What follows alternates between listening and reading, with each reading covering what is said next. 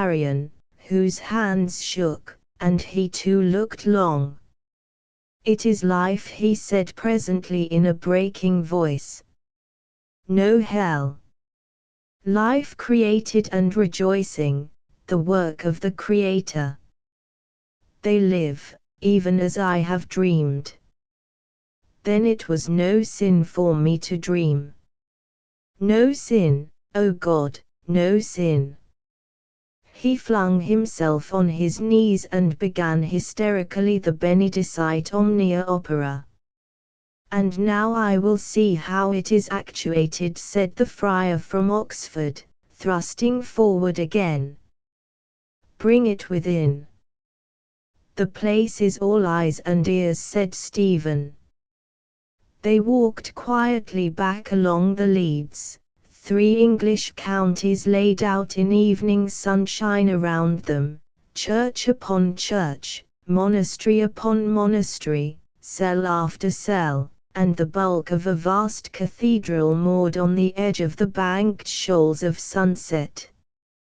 When they were at the after-table once more they sat down, all except the friar, who went to the window and huddled bat-like over the thing. I see, he was repeating to himself. "He'll not hurt it," said John. But the abbot, staring in front of him, like Roger of Salerno, did not hear. The infirmarian's head was on the table between his shaking arms. John reached for a cup of wine.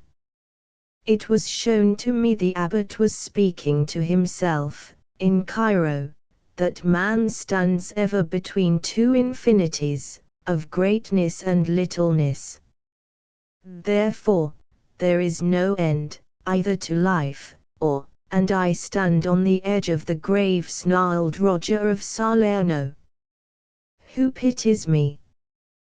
"Hush," said Thomas the infirmarian. "The little creatures shall be sanctified, sanctified to the service of his sick." "What need?" John of Burgos wiped his lips. "It shows no more than the shapes of things. It gives good pictures. I had it at Granada. It was brought from the East, they told me." Roger of Salerno laughed with an old man's malice. "What of Mother Church? Most Holy Mother Church. If it comes to her ears that we have spied into her hell without her leave, where do we stand?" "At the stake," said the abbot of St. Elod's, and, raising his voice a trifle, "You hear that? Roger Bacon, heard you that?" The friar turned from the window, clutching the compasses tighter. "No, no," he appealed. "Not with Forcodi, not with our English-hearted folks made Pope. He's wise, he's learned. He reads what I have put forth. Folks would never suffer it. Holy Pope is one thing, Holy Church another," Roger quoted. "But I can bear witness it is no art magic," the friar went on. "Nothing is it, except art optical, wisdom after trial and experiment, mark you. I can prove it, and my name weighs with men who dare think." "Find them," croaked Roger of Salerno. 5 or 6 in all the world.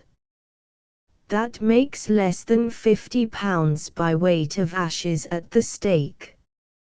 I have watched such men, reduced. I will not give this up." The friar's voice cracked in passion and despair. "It would be to sin against the light. No, no. Let us sanctify the little animals of Varro," said Thomas. Stephen leaned forward, fished his ring out of the cup, and slipped it on his finger. "My sons," said he, "we have seen what we have seen. That it is no magic but simple art," the friar persisted, "avails nothing. In the eyes of Mother Church we have seen more than is permitted to man." "But it was life, created and rejoicing," said Thomas. "To look into hell as we shall be judged, as we shall be proved, to have looked, is for priests only. Or green sick virgins on the road to sainthood who, for cause any midwife could give you." The abbot's half-lifted hand checked Roger of Salerno's outpouring. "Nor may even priests see more in hell than Church knows to be there. John, there is respect due to Church as well as to devils." "My trade's the outside of things," said John quietly. "I have my patterns. But you may need to look again for more," the friar said. "In my craft, a thing done is done with. We go on to new shapes after that. And if we trespass beyond bounds, even in thought, we lie open to the judgment of the Church," the abbot continued. "But thou knowest." Roger of Salerno had returned to the attack. "Here's all the world in darkness concerning the causes of things, from the fever across the lane to thy ladies, thine own ladies, eating malady. Think. I have thought upon it, Salerno. I have thought indeed." Thomas the infirmarian lifted his head again, and this time he did not stammer at all. "As in the water, so in the blood must they rage and war with each other. I have dreamed these 10 years, I thought it was a sin, but my dreams and vows are true. Think on it again. Here's the light under our very hand. Quench it. You'd no more stand to roasting than any other. I'll give you the case as Church, as I myself, would frame it.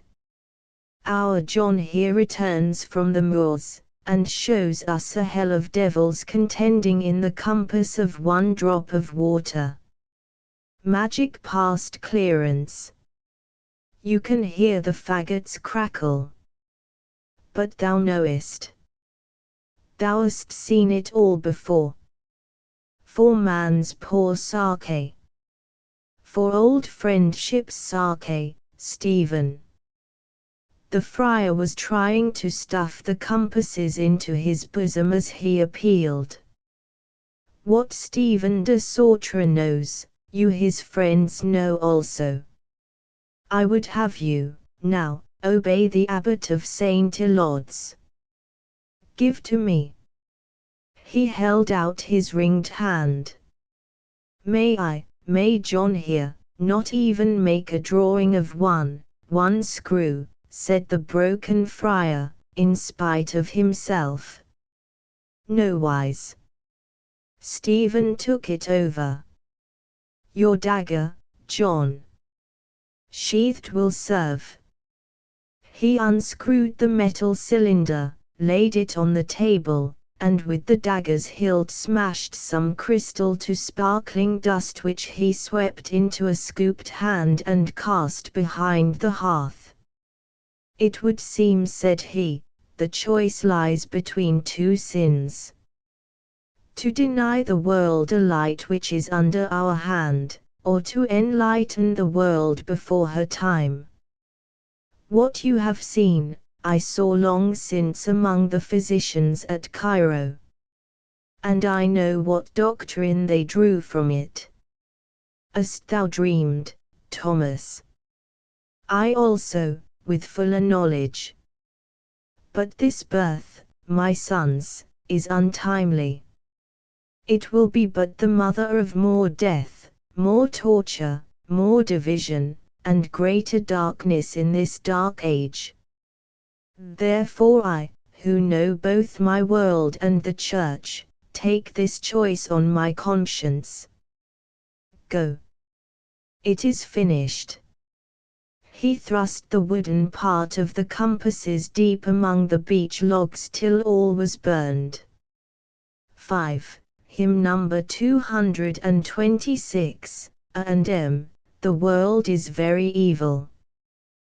The last ode, the 27th of November, BC 8. Horace, Ode 31, BKV.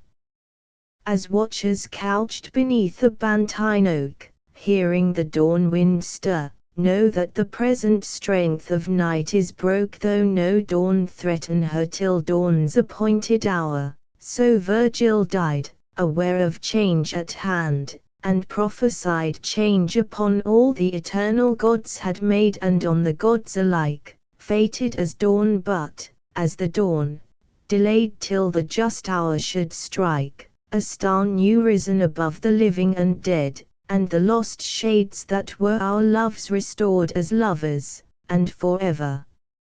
So he said, having received the word. Maecenas waits me on the Esquilin, thither tonight go I. And shall this dawn restore us, Virgil mine, to dawn? Beneath what sky? The gardener. The gardener, one grave to me was given, one watch till judgment day, and God looked down from heaven and rolled the stone away. One day in all the years, 1 hour in that one day, his angel saw my tears, and rolled the stone away. Every one in the village knew that Helen Tyrrell did her duty by all her world, and by none more honorably than by her only brother's unfortunate child. The village knew, too, that George Tyrrell had tried his family severely since early youth, and were not surprised to be told that, after many fresh starts given and thrown away, he, an inspector of Indian police, had entangled himself with the daughter of a retired non-commissioned officer, and had died of a fall from a horse a few weeks before his child was born. Mercifully, George's father and mother were both dead, and though Helen, 35 and independent, might well have washed her hands of the whole disgraceful affair, she most nobly took charge, though she was, at the time, under threat of lung trouble which had driven her to the south of France. She arranged for the passage of the child, and a nurse from Bombay met them at Marseilles, nursed the baby through an attack of infantile dysentery due to the carelessness of the nurse, whom she had had to dismiss, and at last, thin and worn but triumphant, brought the boy late in the autumn, wholly restored, to her Hampshire home.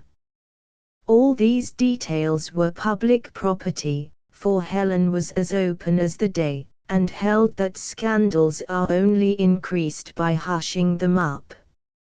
She admitted that George had always been rather a black sheep, but things might have been much worse if the mother had insisted on her right to keep the boy. Luckily, it seemed that people of that class would do almost anything for money, and, as George had always turned to her in his scrapes, she felt herself justified, her friends agreed with her, in cutting the whole non-commissioned officer connection, and giving the child every advantage. A christening, by the rector, under the name of Michael, was the first step. So far as she knew herself, she was not, she said, a child lover, but, for all his faults, she had been very fond of George, and she pointed out that little Michael had his father's mouth to a line, which made something to build upon. As a matter of fact, it was the Tyrrell forehead, broad, low, and well-shaped, with the widely spaced eyes beneath it, that Michael had most faithfully reproduced. His mouth was somewhat better cut than the family type. But Helen, who would concede nothing good to his mother's side, vowed he was a Tyrrell all over, and, there being no one to contradict, the likeness was established. In a few years Michael took his place, as accepted as Helen had always been, fearless, philosophical, and fairly good-looking. At 6, he wished to know why he could not call her mummy as other boys called their mothers. She explained that she was only his auntie, and that aunties were not quite the same as mummies, but that, if it gave him pleasure, he might call her mummy at bedtime, for a pet name between themselves.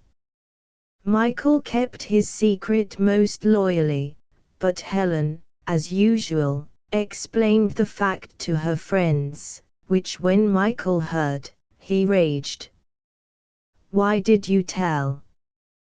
Why did you tell?" came at the end of the storm.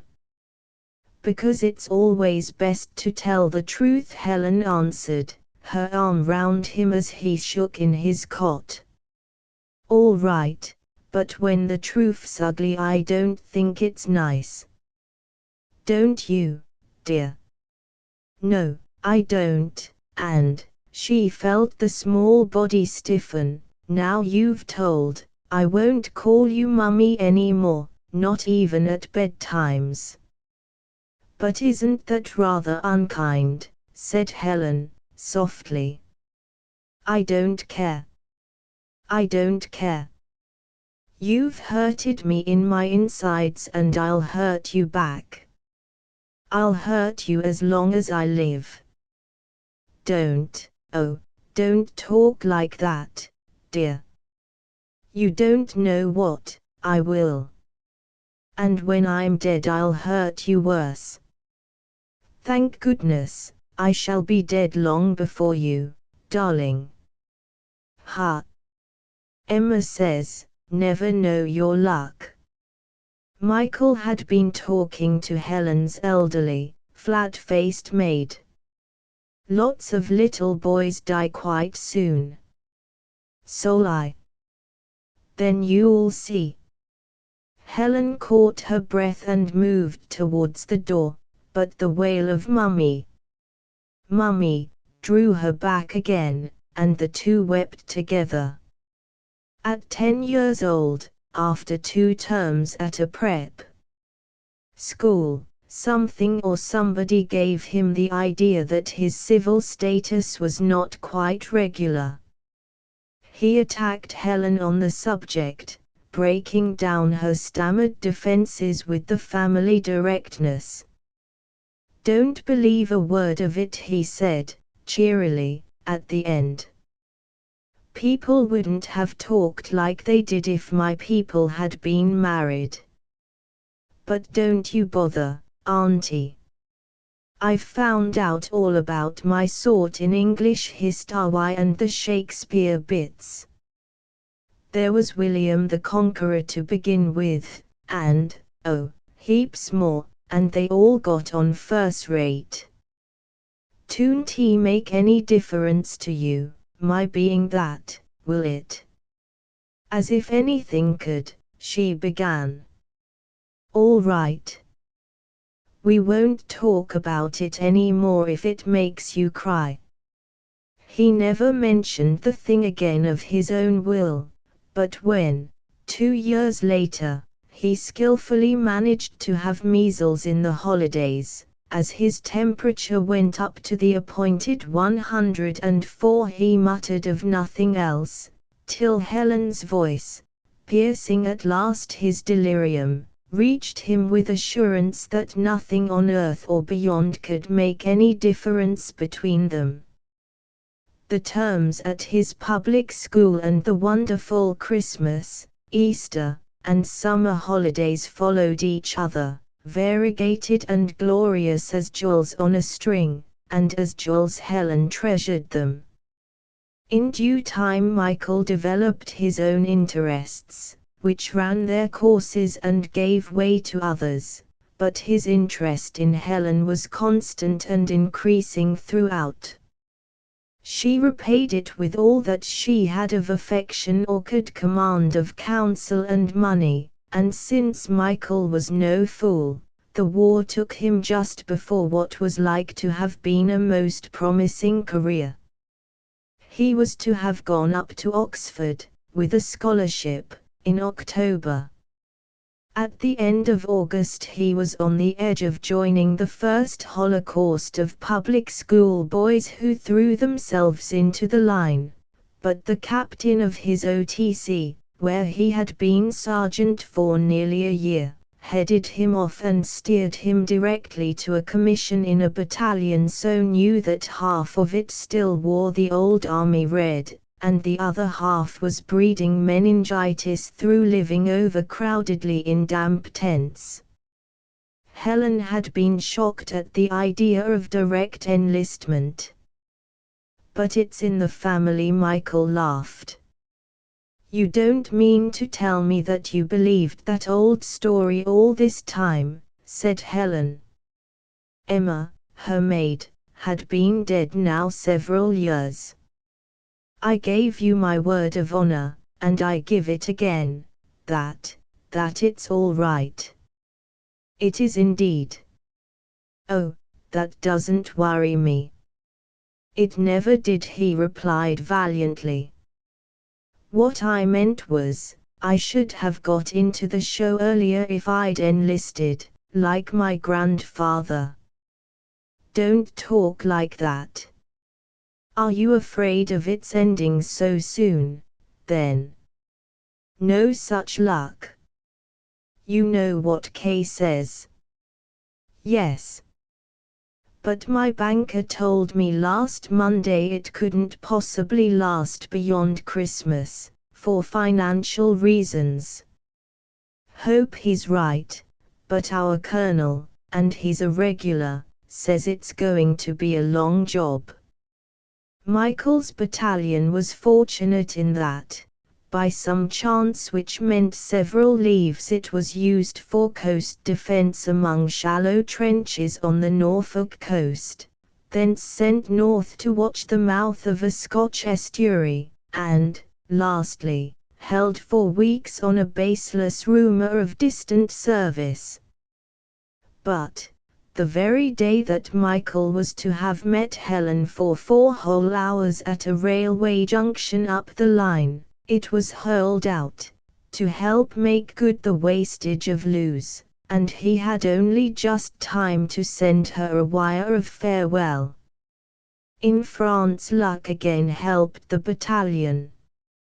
It was put down near the salient, where it led a meritorious and unexacting life, while the Somme was being manufactured, and enjoyed the peace of the Armentières and Laventie sectors when that battle began.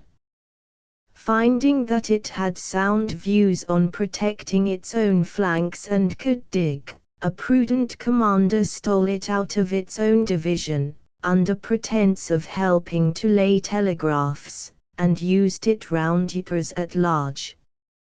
A month later, and just after Michael had written Helen that there was nothing special doing and therefore no need to worry, a shell splinter dropping out of a wet dawn killed him at once.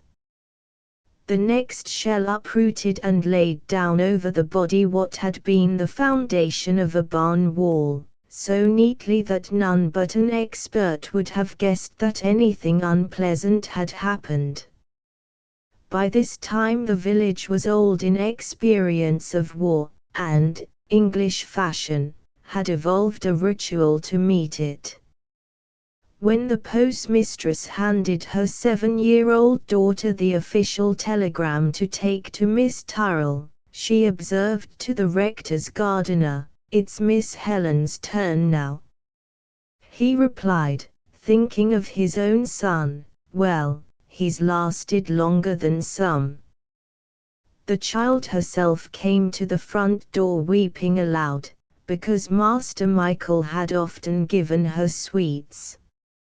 Helen, presently, found herself pulling down the house blinds one after one with great care, and saying earnestly to each, "Missing always means dead."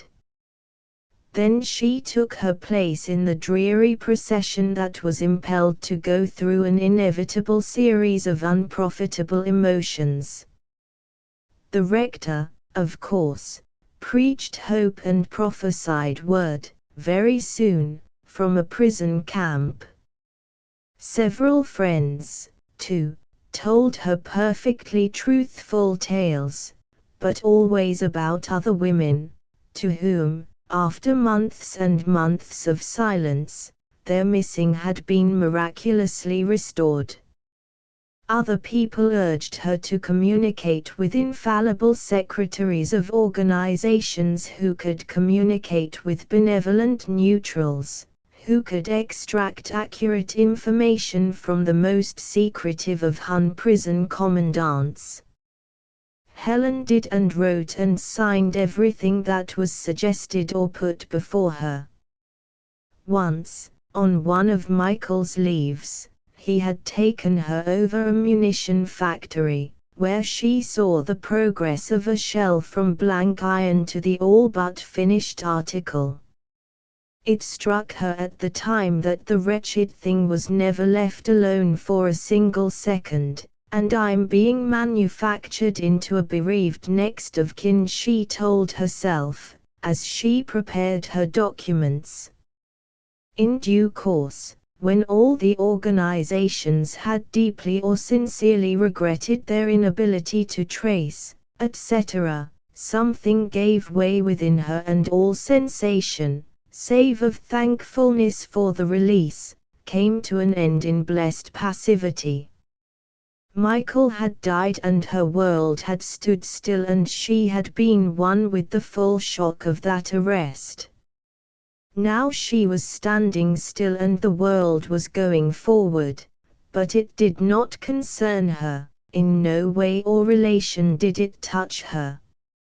She knew this by the ease with which she could slip Michael's name into talk and incline her head to the proper angle, at the proper murmur of sympathy.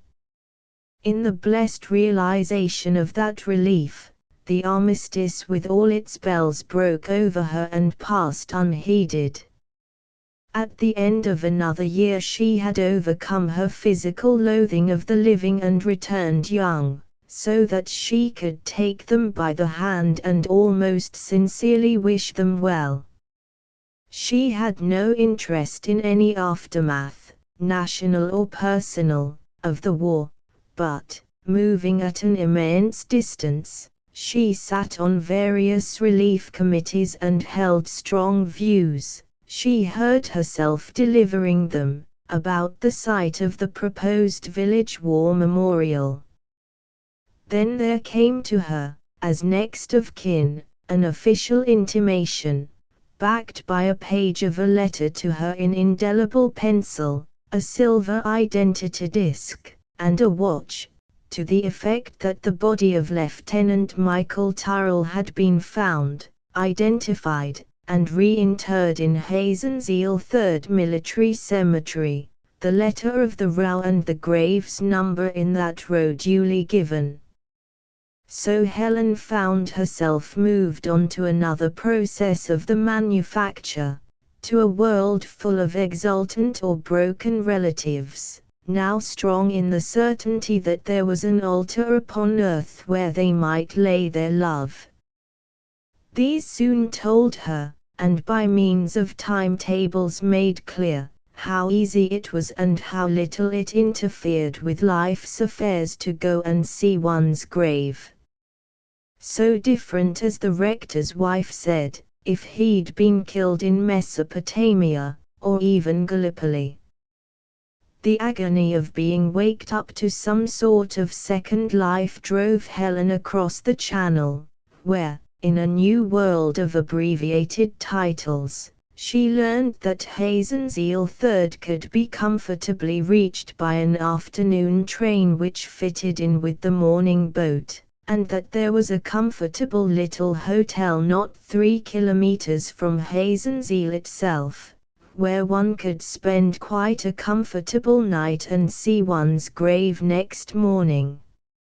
All this she had from a central authority who lived in a board and tar paper shed on the skirts of a raised city full of whirling lime dust and blown papers. "By the way," said he, "you know your grave, of course." "Yes, thank you," said Helen, and showed its row and number typed on Michael's own little typewriter. The officer would have checked it out of one of his many books, but a large Lancashire woman thrust between them and bade him tell her where she might find her son, who had been corporal in the ASC. His proper name, she sobbed, was Anderson, but, coming of respectable folk, he had of course enlisted under the name of Smith, and had been killed at Dickibouche, in early 15. She had not his number, nor did she know which of his 2 Christian names he might have used with his alias, but her cook's tourist ticket expired at the end of Easter week, and if by then she could not find her child she should go mad. Whereupon she fell forward on Helen's breast, but the officer's wife came out quickly from a little bedroom behind the office, and the 3 of them lifted the woman onto the cot. "They are often like this," said the officer's wife, loosening the tight bonnet strings. "Yesterday she said he'd been killed at Hoog." "Are you sure you know your grave? It makes such a difference." "Yes, thank you," said Helen, and hurried out before the woman on the bed should begin to lament again. Tea in a crowded mauve and blue striped wooden structure, with a false front, carried her still further into the nightmare. She paid her bill beside a stolid, plain-featured Englishwoman, who, hearing her inquire about the train to Hazenseal, volunteered to come with her. "I'm going to Hazenseal myself," she explained. "Not to Hazenseal 3rd, mine is Sugar Factory, but they call it La Rosière now. It's just south of Hazenseal 3. Have you got your room at the hotel there?" "Oh yes, thank you. I've wired." "That's better. Sometimes the place is quite full, and at others there's hardly a soul.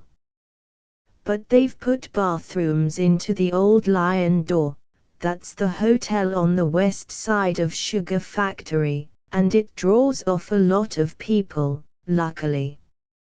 It's all new to me. This is the first time I've been over." "Indeed.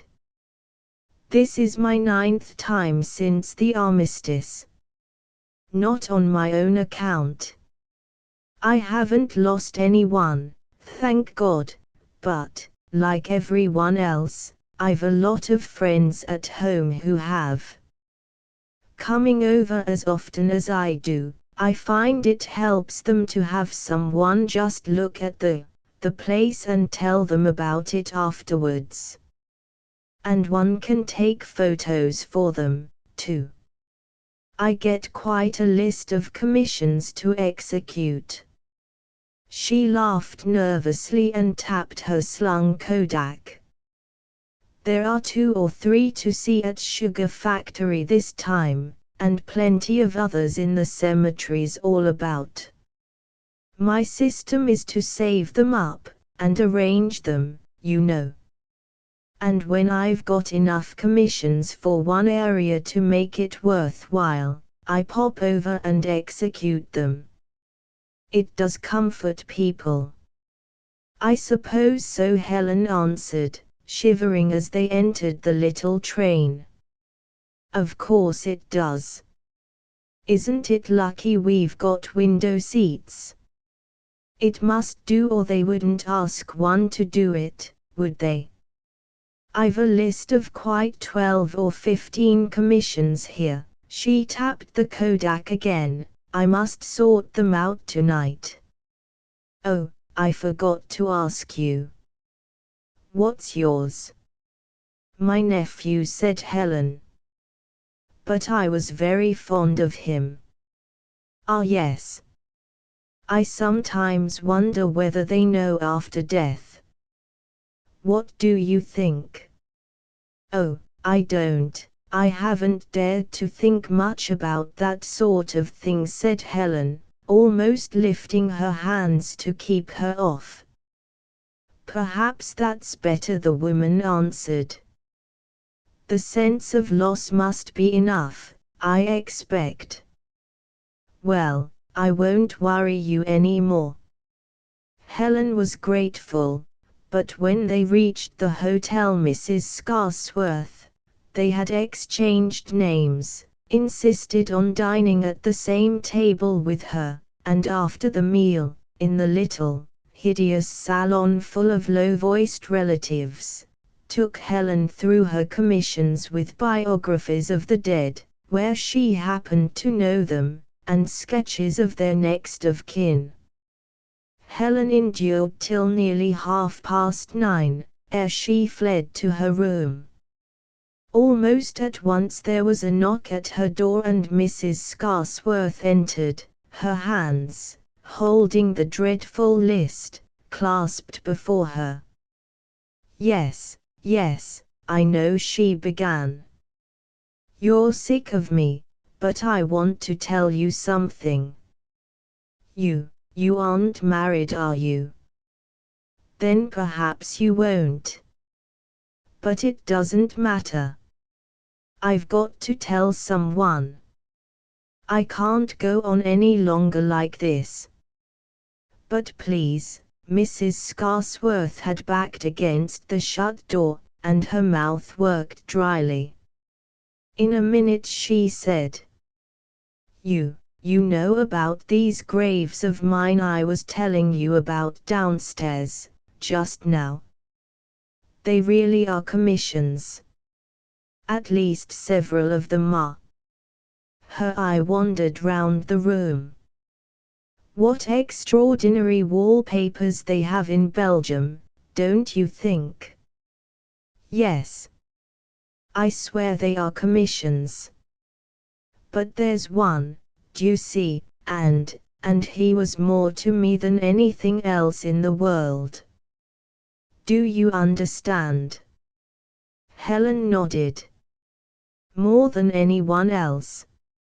And, of course, he oughtn't to have been.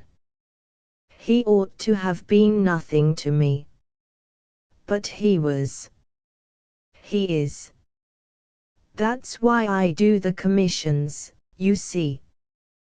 That's all. But why do you tell me? Helen asked desperately. Because I'm so tired of lying. Tired of lying, always lying, year in and year out. When I don't tell lies I've got to act and I've got to think always. You don't know what that means. He was everything to me that he oughtn't to have been, the one real thing, the only thing that ever happened to me in all my life, and I've had to pretend he wasn't. I've had to watch every word I said, and think out what lie I'd tell next, for years and years. How many years? Helen asked. 6 years and 4 months before, and 2 3/4 after. I've gone to him 8 times, since. Tomorrow I'll make the 9th, and I can't go to him again with nobody in the world knowing. I want to be honest with someone before I go.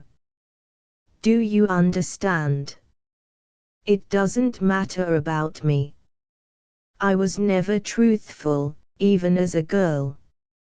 But it isn't worthy of him.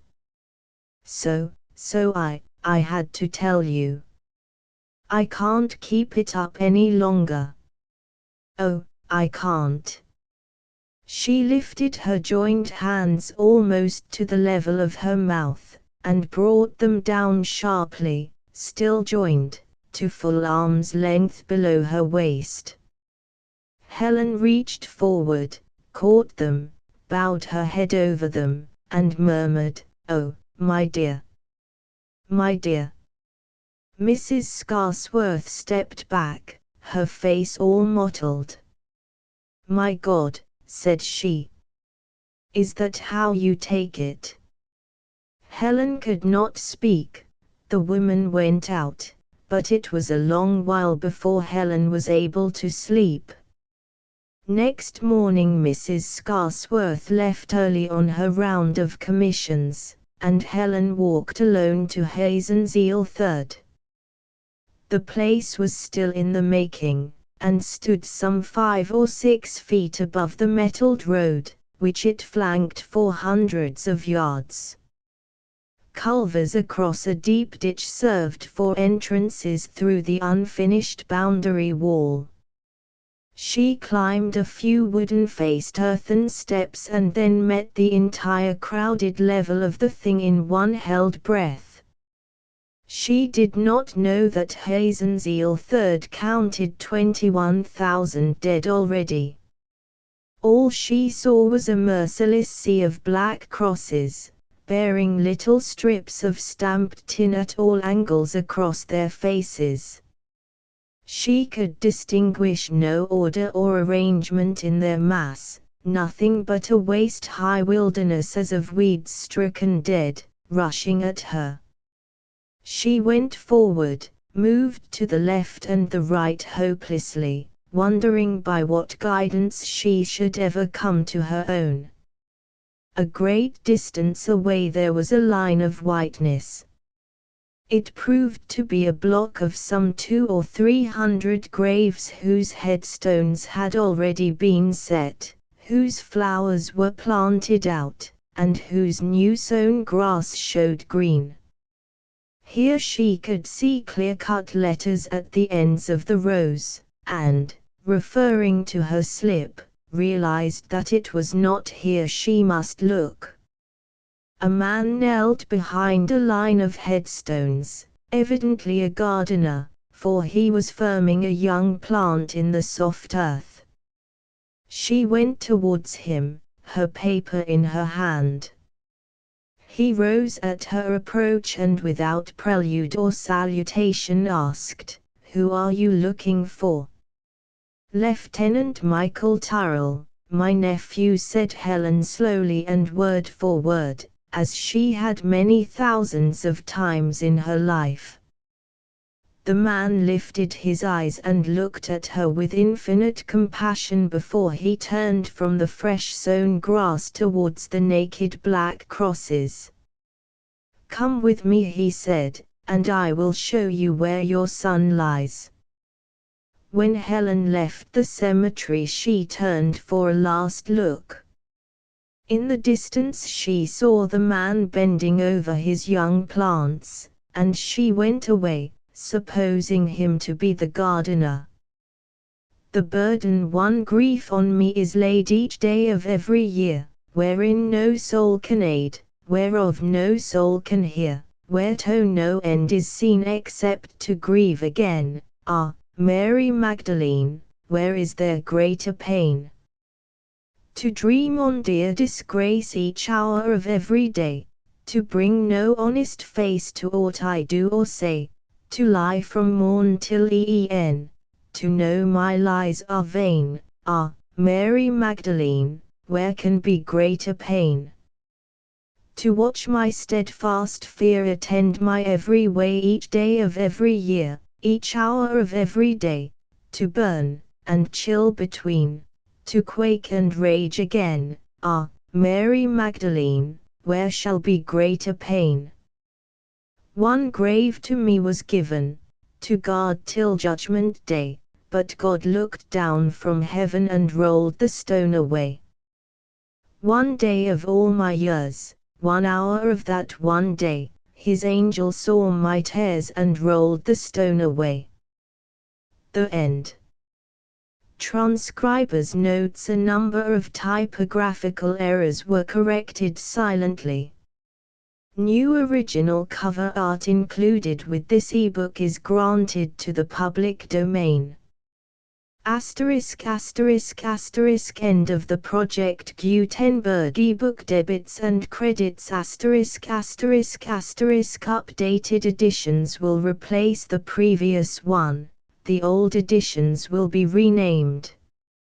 Creating the works from print editions not protected by U.S. copyright law means that no one owns a United States copyright in these works, so the Foundation, and you, can copy and distribute it in the United States without permission and without paying copyright royalties.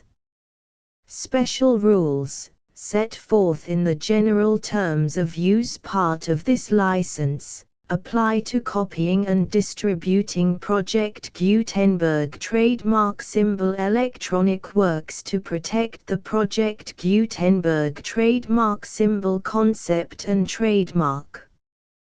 Project Gutenberg is a registered trademark, and may not be used if you charge for an ebook, except by following the terms of the trademark license, including paying royalties for use of the Project Gutenberg trademark.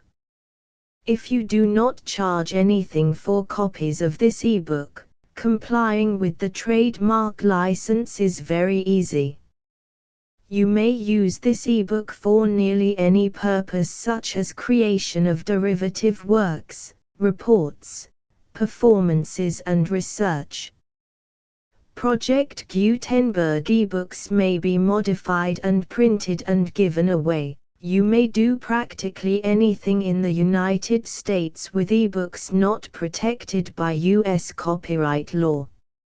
Redistribution is subject to the trademark license, especially commercial redistribution.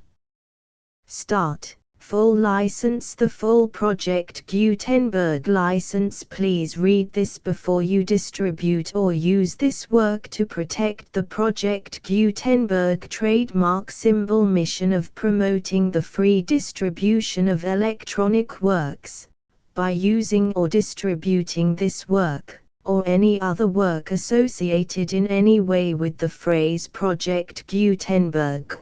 You agree to comply with all the terms of the full Project Gutenberg trademark symbol license available with this file or online at www.gutenberg.org/license. Section 1.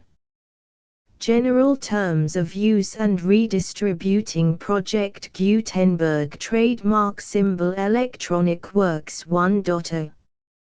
By reading or using any part of this Project Gutenberg trademark symbol electronic work, you indicate that you have read, understand, agree to and accept all the terms of this license and intellectual property, trademark/copyright, agreement. If you do not agree to abide by all the terms of this agreement, you must cease using and return or destroy all copies of Project Gutenberg trademark symbol electronic works in your possession.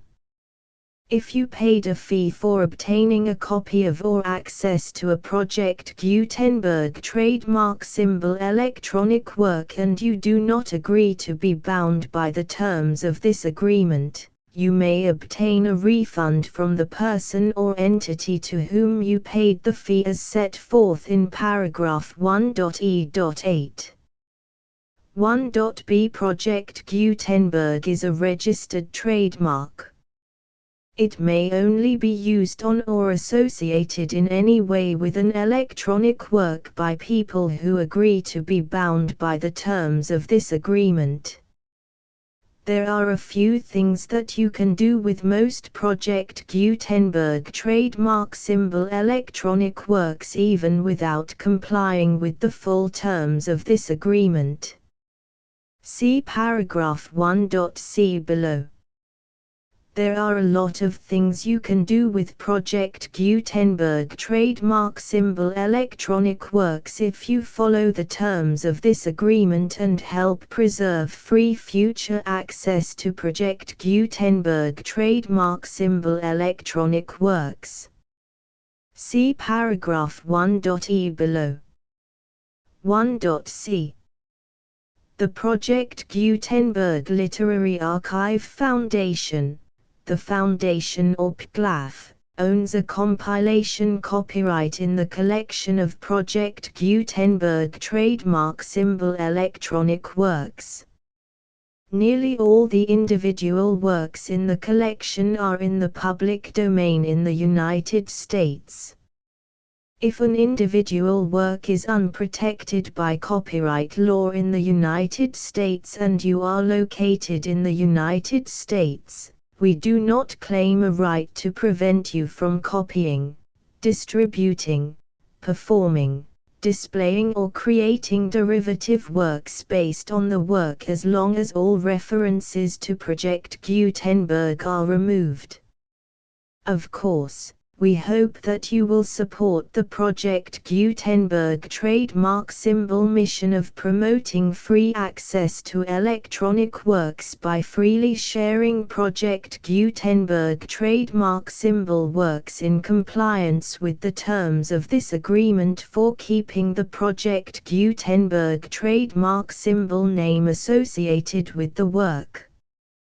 You can easily comply with the terms of this agreement by keeping this work in the same format with its attached full Project Gutenberg trademark symbol license when you share it without charge with others. 1.d. The copyright laws of the place where you are located also govern what you can do with this work. Copyright laws in most countries are in a constant state of change.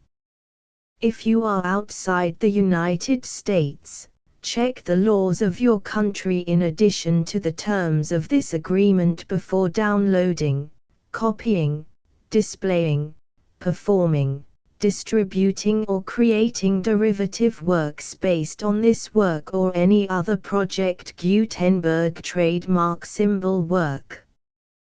The Foundation makes no representations concerning the copyright status of any work in any country other than the United States.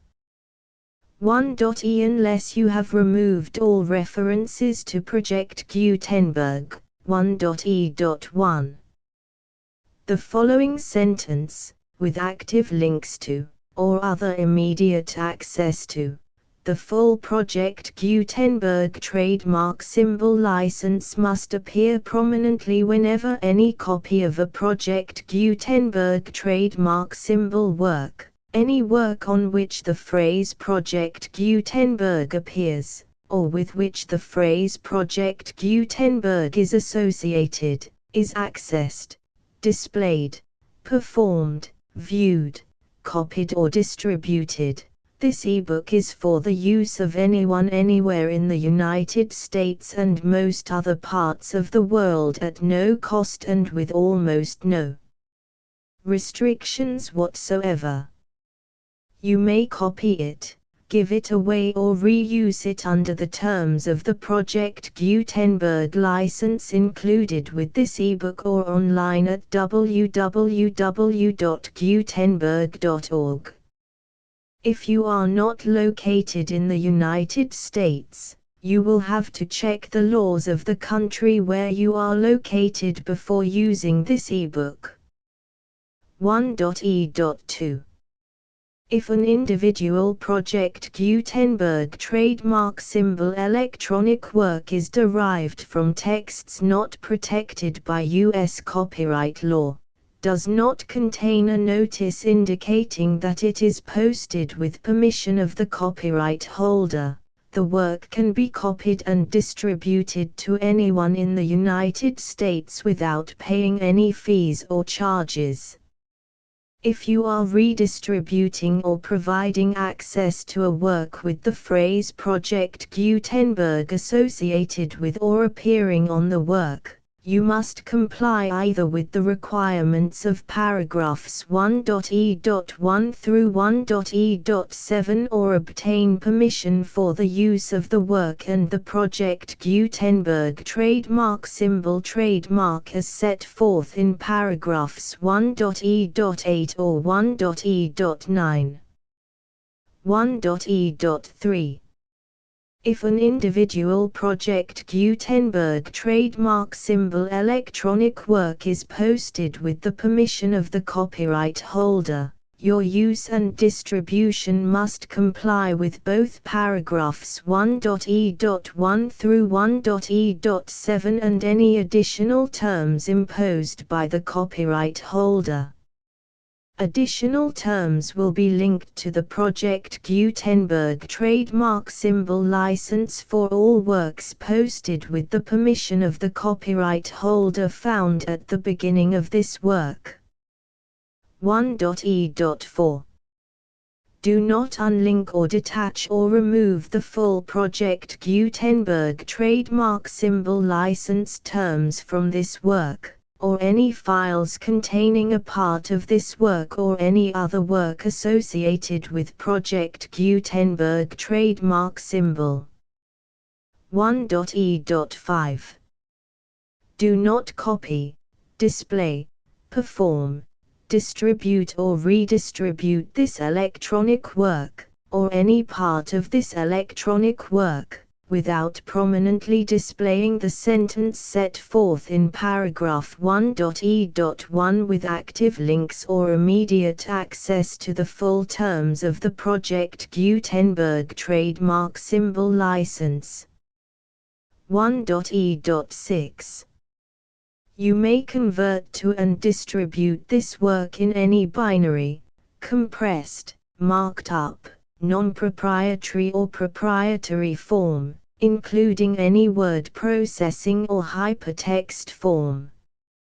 However, if you provide access to or distribute copies of a Project Gutenberg trademark symbol work in a format other than plain vanilla ASCII or other format used in the official version posted on the official Project Gutenberg trademark symbol website, www.gutenberg.org, you must, at no additional cost, fee or expense to the user, provide a copy, a means of exporting a copy, or a means of obtaining a copy upon request, of the work in its original plain vanilla ASCII or other form. Any alternate format must include the full Project Gutenberg trademark symbol license as specified in paragraph 1.e.1. 1.e.7. Do not charge a fee for access to, viewing, displaying, performing, copying or distributing any Project Gutenberg trademark symbol works unless you comply with paragraph 1.e.8 or 1.e.9. 1.e.8. You may charge a reasonable fee for copies of or providing access to or distributing Project Gutenberg trademark symbol electronic works provided that you pay a royalty fee of 20% of the gross profits you derive from the use of Project Gutenberg trademark symbol works calculated using the method you already use to calculate your applicable taxes. The fee is owed to the owner of the Project Gutenberg trademark symbol trademark, but he has agreed to donate royalties under this paragraph to the Project Gutenberg Literary Archive Foundation. Royalty payments must be paid within 60 days following each date on which you prepare, or are legally required to prepare, your periodic tax returns. Royalty payments should be clearly marked as such and sent to the Project Gutenberg Literary Archive Foundation at the address specified in Section 4. Information about donations to the Project Gutenberg Literary Archive Foundation. You provide a full refund of any money paid by a user who notifies you in writing, or by email, within 30 days of receipt that he does not agree to the terms of the full Project Gutenberg trademark symbol license. You must require such a user to return or destroy all copies of the works possessed in a physical medium and discontinue all use of and all access to other copies of Project Gutenberg trademark symbol works. You provide, in accordance with paragraph 1.f.3, a full refund of any money paid for a work or a replacement copy, if a defect in the electronic work is discovered and reported to you within 90 days of receipt of the work. You comply with all other terms of this agreement for free distribution of Project Gutenberg trademark symbol works. 1.e.9. If you wish to charge a fee or distribute a Project Gutenberg trademark symbol electronic work or group of works on different terms than are set forth in this agreement, you must obtain permission in writing from the Project Gutenberg Literary Archive Foundation, the manager of the Project Gutenberg trademark symbol trademark. Contact the Foundation as set forth in Section 3 below. 1.f1.f.1. Project Gutenberg volunteers and employees expend considerable effort to identify, do copyright research on, transcribe and proofread works not protected by U.S. copyright law in creating the Project Gutenberg trademark symbol collection. Despite these efforts, Project Gutenberg trademark symbol electronic works, and the medium on which they may be stored, may contain defects such as, but not limited to, incomplete, inaccurate or corrupt data, transcription errors, a copyright or other intellectual property infringement, a defective or damaged disk or other medium, a computer virus, or computer codes that damage or cannot be read by your equipment. 1.f.2. Limited warranty, disclaimer of damages, except for the right of replacement or refund described in paragraph 1.f.3, the Project Gutenberg Literary Archive Foundation, the owner of the Project Gutenberg trademark symbol trademark, and any other party distributing a Project Gutenberg trademark symbol electronic work under this agreement, disclaim all liability to you for damages, costs and expenses, including legal fees. You agree that you have no remedies for negligence, strict liability, breach of warranty or breach of contract except those provided in paragraph 1.f.3.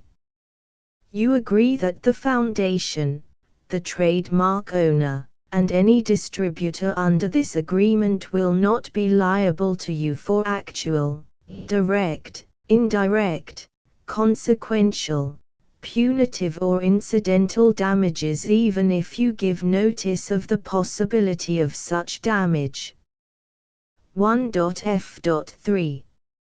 Limited right of replacement or refund. If you discover a defect in this electronic work within 90 days of receiving it, you can receive a refund of the money, if any, you paid for it by sending a written explanation to the person you received the work from.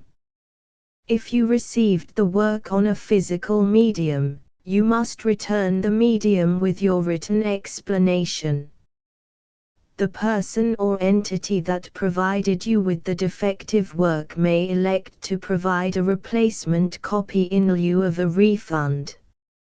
If you received the work electronically, the person or entity providing it to you may choose to give you a second opportunity to receive the work electronically in lieu of a refund. If the second copy is also defective, you may demand a refund in writing without further opportunities to fix the problem. 1.f.4 Except for the limited right of replacement or refund set forth in paragraph 1.f.3, this work is provided to you as is, with no other warranties of any kind, express or implied, including but not limited to warranties of merchantability or fitness for any purpose. 1.f.5 Some states do not allow disclaimers of certain implied warranties or the exclusion or limitation of certain types of damages. If any disclaimer or limitation set forth in this agreement violates the law of the state applicable to this agreement, the agreement shall be interpreted to make the maximum disclaimer or limitation permitted by the applicable state law. The invalidity or unenforceability of any provision of this agreement shall not void the remaining provisions. 1.f.6 Indemnity. You agree to indemnify and hold the foundation, the trademark owner, any agent or employee of the foundation, anyone providing copies of Project Gutenberg trademark symbol electronic works in accordance with this agreement, and any volunteers associated with the production, promotion and distribution of Project Gutenberg trademark symbol electronic works, harmless from all liability, costs and expenses, including legal fees, that arise directly or indirectly from any of the following which you do or cause to occur. A. Distribution of this or any Project Gutenberg trademark symbol work.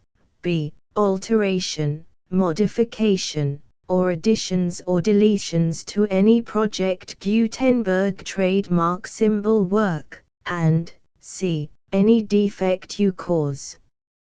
Section 2. Information about the mission of Project Gutenberg trademark symbol. Project Gutenberg trademark symbol is synonymous with the free distribution of electronic works in formats readable by the widest variety of computers, including obsolete, old, middle-aged and new computers. It exists because of the efforts of hundreds of volunteers and donations from people in all walks of life. Volunteers and financial support to provide volunteers with the assistance they need are critical to reaching Project Gutenberg trademark symbol's goals and ensuring that the Project Gutenberg trademark symbol collection will remain freely available for generations to come.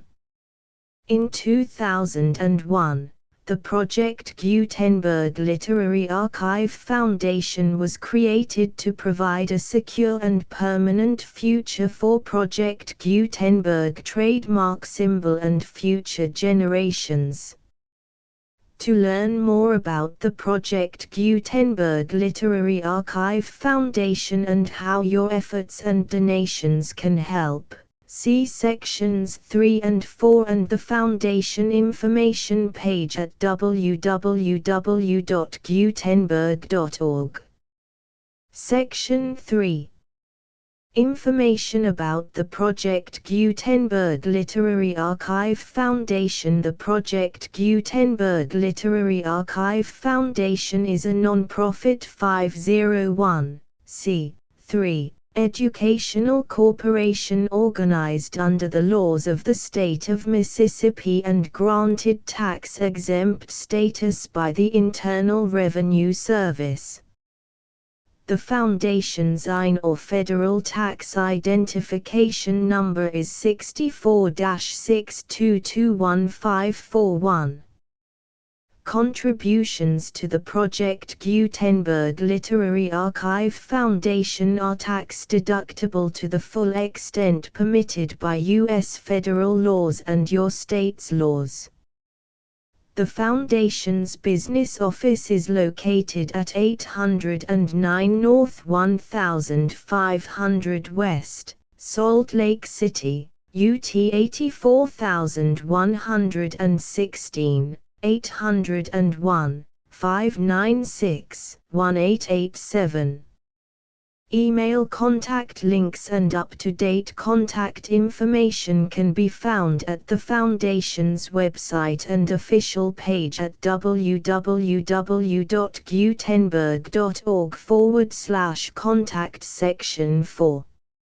Information about donations to the Project Gutenberg Literary Archive Foundation. Project Gutenberg trademark symbol depends upon and cannot survive without widespread public support and donations to carry out its mission of increasing the number of public domain and licensed works that can be freely distributed in machine-readable form accessible by the widest array of equipment, including outdated equipment.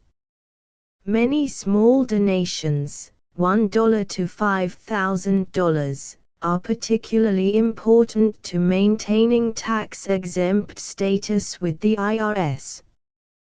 The Foundation is committed to complying with the laws regulating charities and charitable donations in all 50 states of the United States. Compliance requirements are not uniform and it takes a considerable effort, much paperwork and many fees to meet and keep up with these requirements. We do not solicit donations in locations where we have not received written confirmation of compliance. To send donations or determine the status of compliance for any particular state, visit www.gutenberg.org/donate.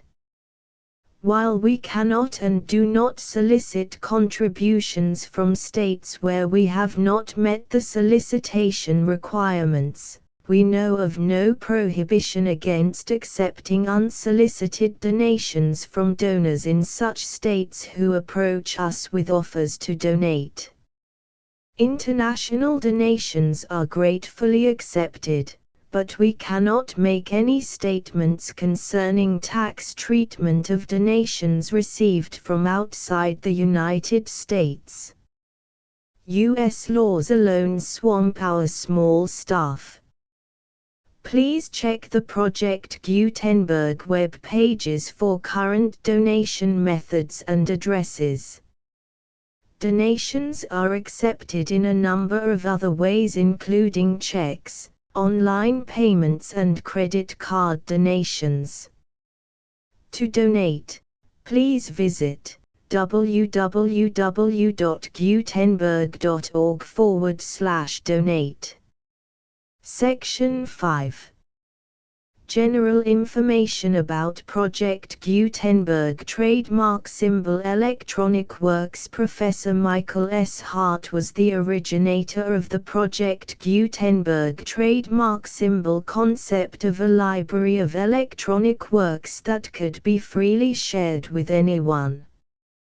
For 40 years, he produced and distributed Project Gutenberg trademark symbol ebooks with only a loose network of volunteer support.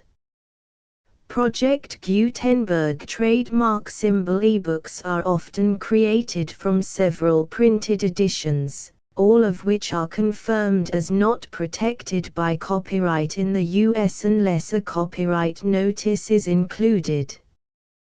Thus, we do not necessarily keep ebooks in compliance with any particular paper edition. Most people start at our website, which has the main PG search facility, www.gutenberg.org. This website includes information about Project Gutenberg trademark symbol, including how to make donations to the Project Gutenberg Literary Archive Foundation, how to help produce our new ebooks, and how to subscribe to our email newsletter to hear about new ebooks.